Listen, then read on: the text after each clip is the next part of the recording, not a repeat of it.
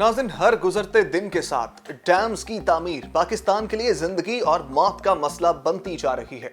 ये अमर अफसोसनाक है कि पाकिस्तान में हर साल तकरीबन 70 अरब रुपए का पानी पाकिस्तानी दरियाओं से बहता हुआ समंदर में जा गिरता है।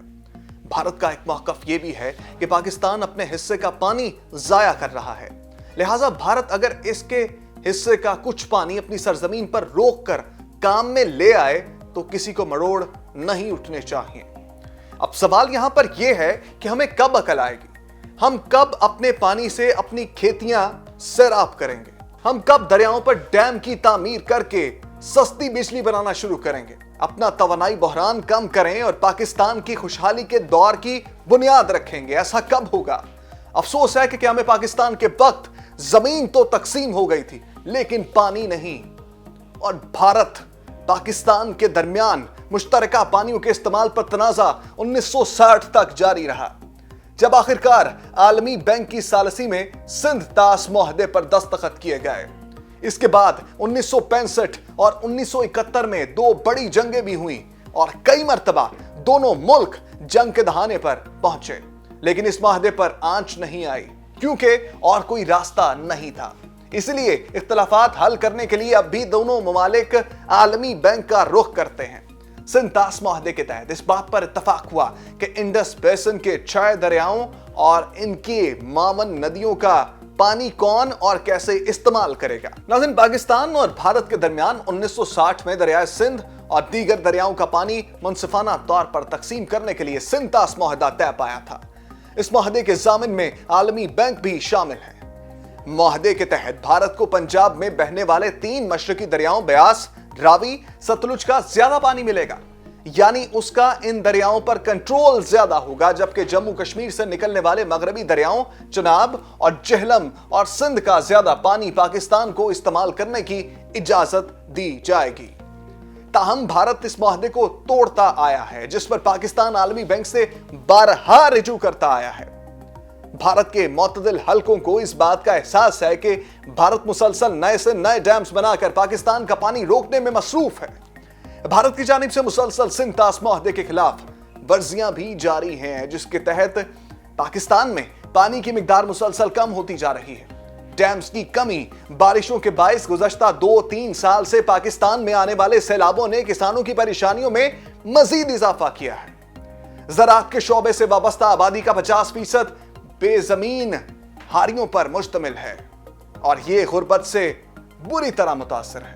किसानों को या तो पानी की कमी का सामना रहता है या फिर सैलाबी बारिशों से इनकी फसलें मुतासर होती हैं, क्योंकि न सिर्फ आपाशी बल्कि पानी जखीरा करने की सहूलतें भी यहां पर नाकाफी हैं। इस जदीद दौर में भी पाकिस्तान का किसान फरसूदा और पुराने तरीकों से काश्तकारी करने पर मजबूर है। ज़राई आलात इतने महंगे हैं कि किसान की इस्तिताअत से बाहर हैं।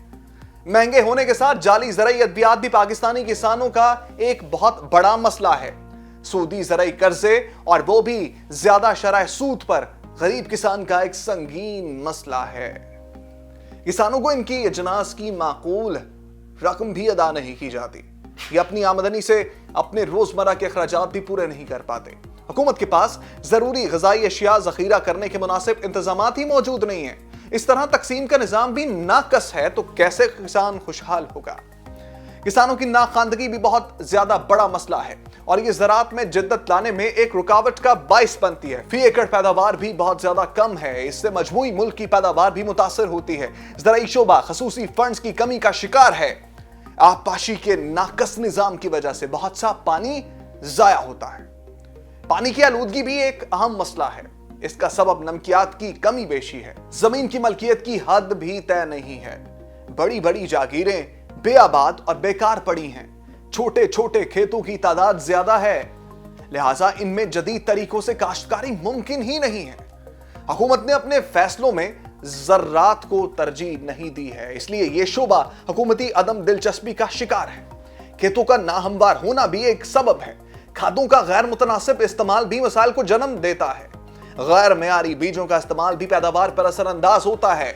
नाकस ज़राई अद्वियात दोहरा नुकसान पहुंचाती हैं। एक तो पैदावार जाया होती है, दूसरे जमीन भी नाकारा हो जाती है।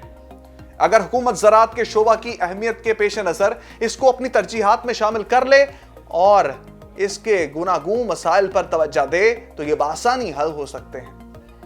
इससे ज़राअत का शोबा दिन दुगनी और रात चुगनी तरक्की भी कर सकता है। तभी पाकिस्तान खुशहाल होगा और इसकी अवाम भी खुशहाली की जिंदगी गुजारेगी। नाज़रीन, आज की स्टोरी में हमने आपके सामने रखा कि किस तरह से पाकिस्तान के मसाइल हैं और पाकिस्तान इन मसाइल में घिरा हुआ है, और इस पाकिस्तान को इन मसाइल से कैसे निकालना है ये हमारे हुक्मरानों ने करना है। हुक्मरानों को चाहिए कि इन तमाम चीज़ों पर तवज्जो दें और अपना हक लें, और बेहतर तरीके से अपना हक लें और किसानों तक अपना हक पहुंचाएं। स्टोरी को बहुत ज्यादा शेयर कीजिए, चैनल को लाइक कीजिए, सब्सक्राइब कीजिए, बेल आइकन के बटन को प्रेस कीजिए। यहां मुझे इजाजत दीजिए। अल्लाह निगहबान।